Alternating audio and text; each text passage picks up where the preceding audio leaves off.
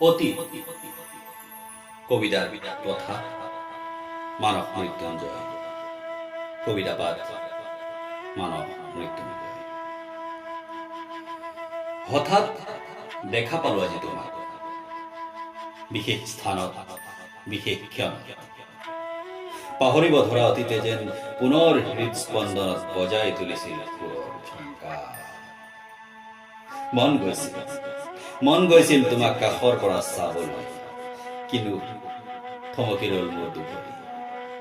মন গৈছিল এবাৰ কথা পাতিবলৈ, কিন্তু তোমাৰ বাবে আজি মোৰ উশাহ পোৱা যেন তেনি নিচিতে। কাৰণ তুমি যে এতিয়া আন কাৰোবাৰ বৰ্তমান।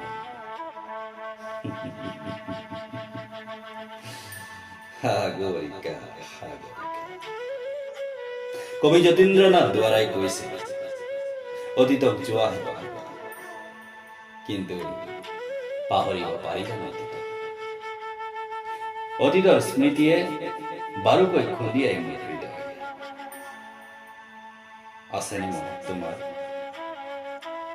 অতীতত দেখা সেই ৰঙীন স্বপ্নৰ কথা? কত স্বপ্ন, কত আশা,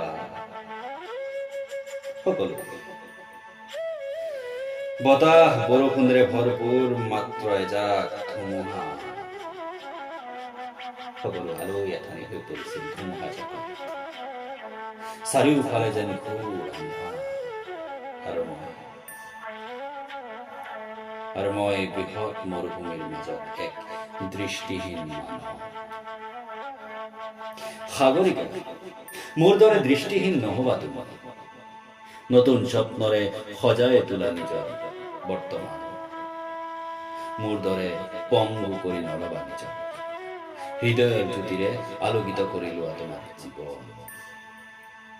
ভুলতো পাছলৈ ঘূৰি নাচাবা সাগৰিকা। অতীতৰ ধুমুহাৰ প্ৰভাৱ পৰিব পাৰে তোমাৰ বৰ্তমান, সাক্ষাৎ হ'ব পাৰে তোমাৰ ভৱিষ্যত। নিয়তিৰ বিধানক শিৰোধাৰ্য কৰি আগুৱাই যোৱা সাগৰিকা, মাথো আগুৱাই যোৱা।